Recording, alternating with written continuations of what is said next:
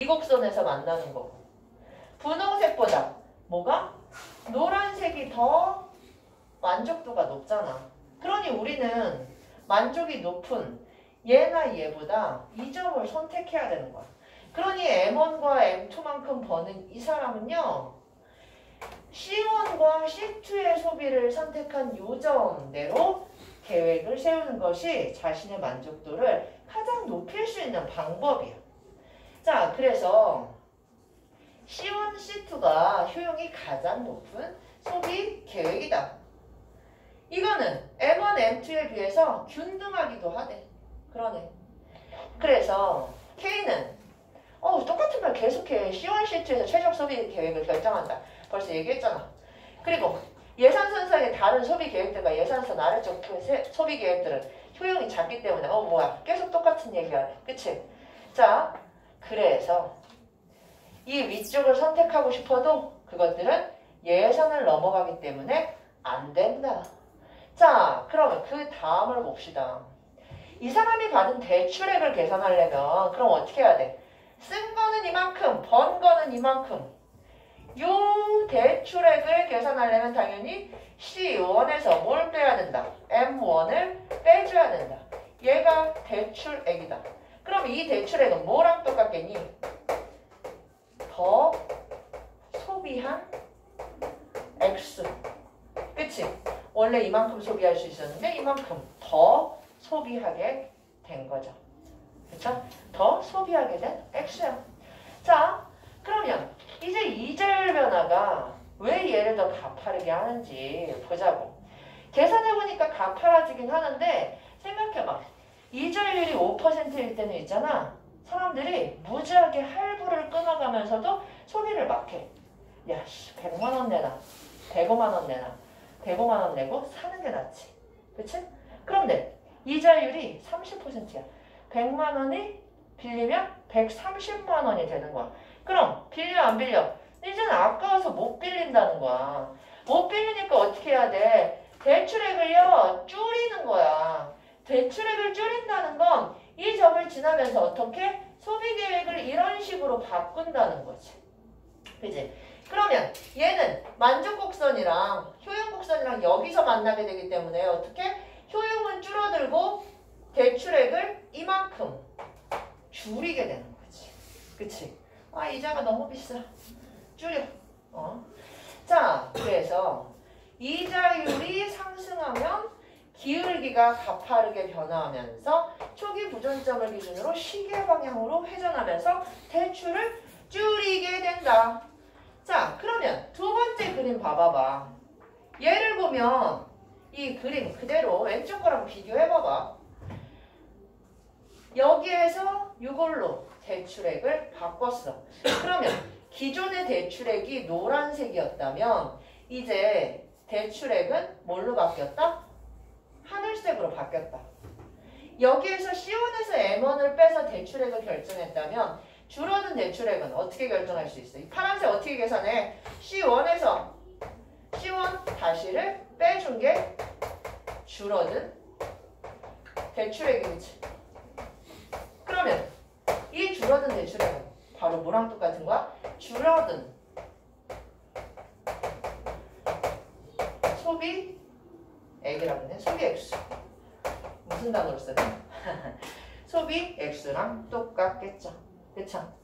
그러니 여기서 벌써 답 나왔죠, 얘들아. 그치? 자, 이렇답니다. 다음 페이지 봐봐. 그러면서 하나의 더 중요한 정보가 나와요. 지금 K가 이런 식으로 시계 방향으로 소비 계획을 바꾼 이유는 두 가지다. 첫 번째 이유는 기억의 별표 치고 이거 언제까지? 평생. 특히 수능 때까지는 기억하세요. 이자율이 상승함에 따라 이기소비에 대한 일기소비의 상대적 가치가 하락했기 때문이다. 이게 뭔 소리냐? 니네가 지금 진짜 PC방 가고 싶어서 10,000원이 필요해. 10,000원 필요한데 때려주게도 10,000원이 없어. 친구한테 빌리는데 죽어도 안 물려준대. 치사한 새끼가. 그래서 뭐라 그래? 야, 나 내일 모레 용돈 받거든? 용돈 받으면 20,000원으로 갚을게 라고 얘기를 한 거야. 친구가 어떻게 했어? 당연히 빌려주죠. 10,000원을 잘 쓰고 놀았어.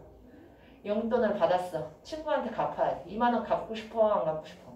되게 안 갚고 싶지. 그치?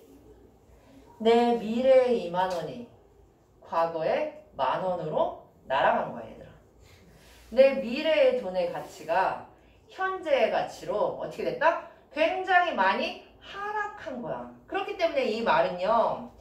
이기 소비에 대해서 일기 소비, 미래의 소비가 현재에 와서 상대적으로 가치가 굉장히 사라져버렸다. 그렇기 때문에 이기 소비를 늘리고 차라리 용돈 받아서 쓰는 게 낫지. 용돈 받아서 PC방 2번 가는 게 낫지. 그치? 상대적으로 가치가 하락한 일기 소비 현재는 안 하는 게 낫다는 얘기죠. 그렇기 때문에 1기와 2기 소비의 상대 가치 변화로 인해서 최적 소비 계획이 변해버린 것이다. 또한 두 번째 이유는요. 자, 두 번째 이유에 소득 효과와 대체 효과가 나오는데 니네 9번을 안 틀리려면 여기에 나온 대체 효과와 소득 효과에 뭐를 결정해야 돼? 정의를 분명하게 나눠야 돼. 지금 소득 효과가 뭐라고 나와 있어, 얘들아? 소득 효과는요. 자, 대체 효과가 먼저 나왔네? 미안해. 대체 효과부터 먼저 말할게. 대체 효과는요. 이자율이 결정하는 거야. 그치? 자, 이자율이 대체 효과를 결정하고 소득 효과를 결정하는 건 뭐야? 소득이 늘었냐? 줄었냐? 이걸 가지고 소득 효과를 결정하는 거야. 그러니 대체 효과와 소득 효과에 변화를 주는 요인이 서로 다르기 때문에 이 둘을 구분해 뒀어야지만 9번 문제를 틀리지 않겠죠. 그런데 어쩔 때는 이자율만 변해서 대체 효과, 어쩔 때는 소득만 변해서 소득 효과, 어쩔 때는 대체 효과와 소득 효과가 동시에 일어나는데 이자율 변화가 더 큰지 소득의 변화가 더 큰지 봐서 둘 중에 하나의 효과가 더 크게 나타나겠죠. 그죠? 자, 그렇기 때문에 이처럼 이기 소비 모형을 통해서 이자율이 영향이 크더라 라는 걸 알 수 있다. 오케이? 자, 그럼 문제 봅시다. 6번. 야, 6번은 포기하지 말고 봤어야지, 얘들아. 이자율이 상승해야 시계 방향으로 회전한다 그랬는데. 그치? 여기서는 뭐래? 띄엄띄엄 이런 식으로 보면 안 돼요. 여기 뭐래? 이자율이 하락하면 예산선이 반시계 방향으로 회전하겠죠. 그쵸? 땡. 6번에 4번. 오케이? 야, 왜? 왜 그래? 분위기 왜 이래? 왜? 왜 모르겠다는 표정이야? 아니지. 7번. 몇 번이야? 아까 얘기했어, 얘들아. 7번에 답은 5번. 가원 I에서 K 대출액의 차이는 소비액 차이보다 소비 지출액의 차이보다 작아? 두 개가 똑같아야죠. 대출액이 줄어들었으니까 딱 줄어든 대출액만큼 내가 소비를 덜 하게 되는 거죠. 일기에서. 그죠? 자, 그렇기 때문에 답은 5번. 작다가 아니라 같다라고 얘기해야 됩니다. 나머지 다 맞죠? 그리고 얘는 이해 못했어도 본문에 그렇게 써있다. 그치? 뭐가 더 컸다? 대체 효과가 더 컸다. 자, 8번. 8번 보세요. 이게 아까 그 얘기야, 얘들아. 지금 보면 이자율이 상승하면, 그치? 기억의 이유를 실현한 것을 역전한 것은 이자율 상승으로 어떻게 됐다? 이기 소비 지출액에 무슨 가치? 미래 가치 말고 이기 당시의 가치 말고 그걸 현재로 가지고 왔을 때 현재 가치가 하락했다. 2만 원이 10,000원이 됐다. 그 얘기 아니야. 그러니까 8번의 답은 2번으로 해주셔야 됩니다. 항상 그 앞에 이유는 어디 딴 데 가서 찾으시면 안 돼요. 그런데 얘는 독해 자체가 좀 힘들었죠. 그쵸? 자, 9번이요. 9번 보세요. 여기 보면 보기에 모든 사람한테 뭐 준대? 보조금을 준대.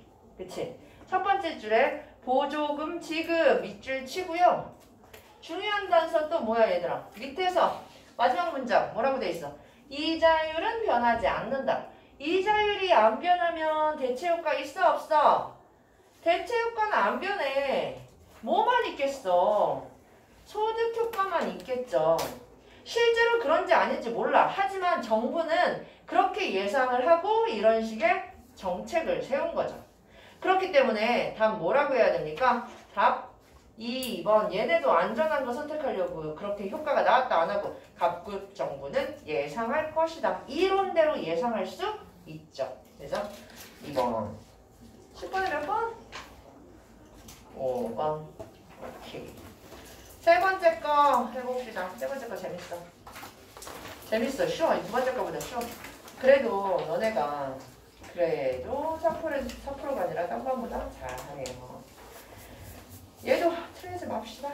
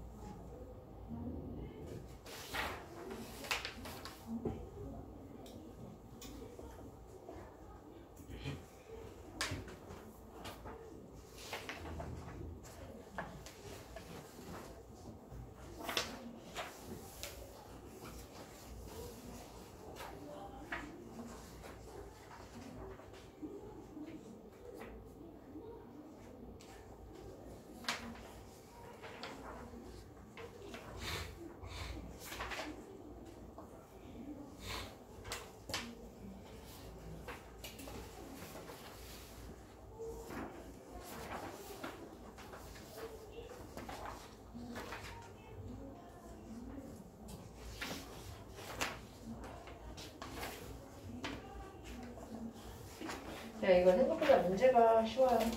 복잡해가지고.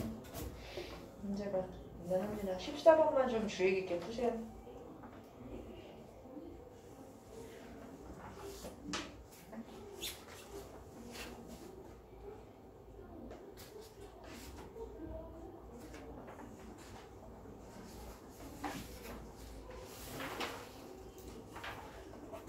잘하네.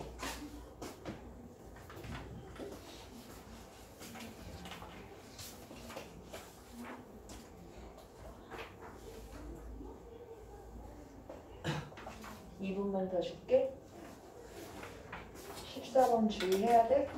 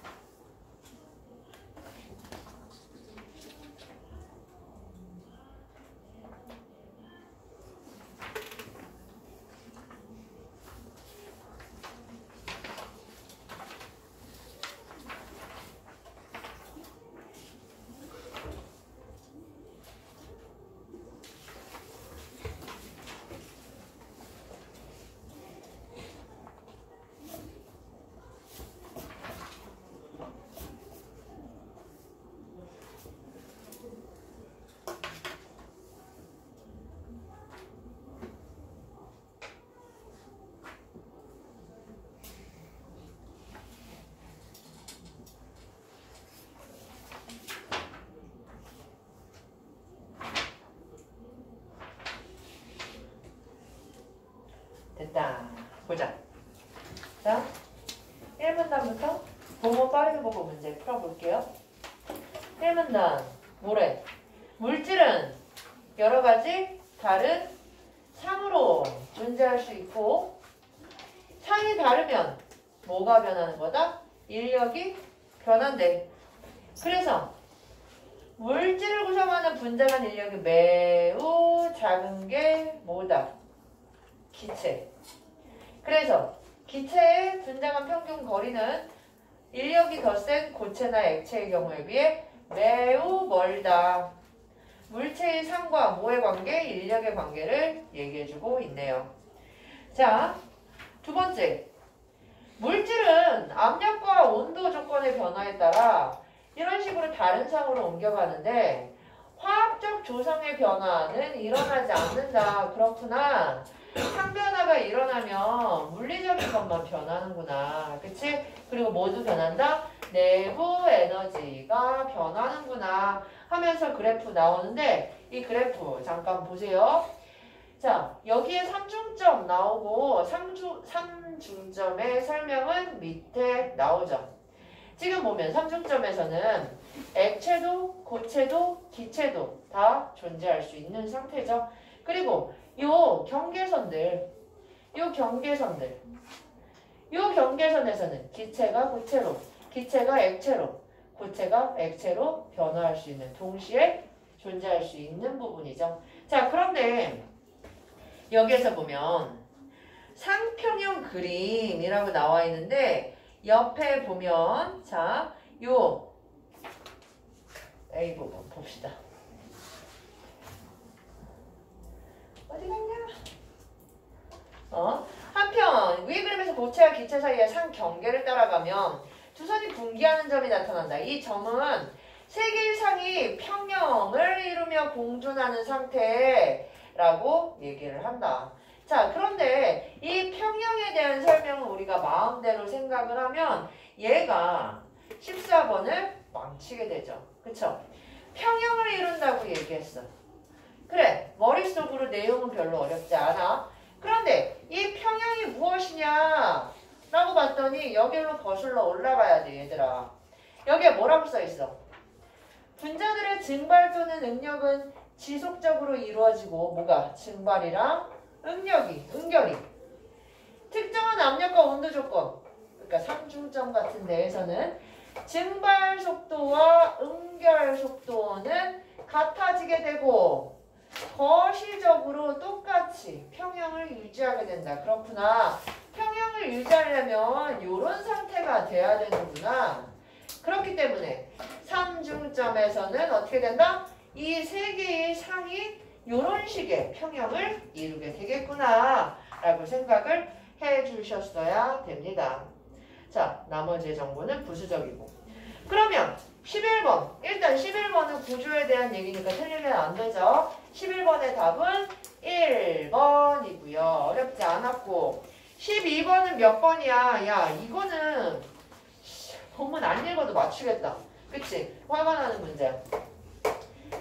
어떤 압력과 기체, 어떤 압력과 온도 조건에서도 고체에서 기체로의 성변화가 일어날 수 없겠군. 왜 안 일어나? 왜 안 일어나? 고체에서 기체. 여기서 일어날 수 있죠. 그쵸? 아까 물에서도 마찬가지였고. 삼중점이 있죠. 그 밑에도 있고. 자, 12번까지 쉬웠고 13번이요. 얘도 어렵지 않아 얘들아. C에서 E까지의 과정에서 액체의 분자와 기체의 분자는 모두 분자 간 인력이 커질 것이다. 맞아 얘들아? 인력이 커지면 기체가 돼요? 안 돼요? 안 되지. 그치? 지금 기체가 늘어나고 있잖아. 당연히 아니죠. 그래서 4번이 틀리다. 자, 여기서 제일 중요한 문제 14번이야. 애들이 14번 당연히 오답률 제일 높았고 14번의 별표 3개. 삼중점에 대한 이해로 가장 적절한 것은 몇 번이야? 지금? 잠깐만 얘들아. 미안해. 이거 왜 이렇게 나왔습니까?